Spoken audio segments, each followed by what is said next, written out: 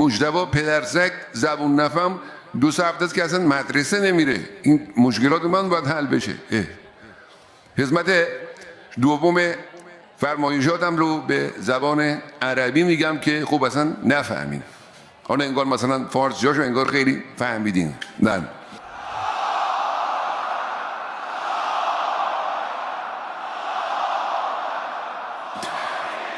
ادقین والغات والزینین والصینات والسلامی والصلات.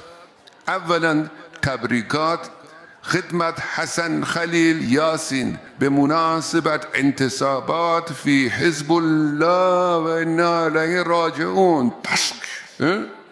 نگو بله مثل که خب حالا اولا ما بودیم ثانیا تبریکات خدمت حاشم صفی الدین به مناسبت انتصابات فی حزب الله و انا الیه راجعون.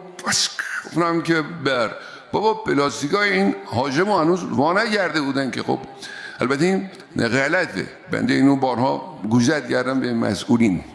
ماشاءالله سرعت تعویض رهبران از سرعت تعویض لاستیکات فی فرمول یکات شده است بیشترات.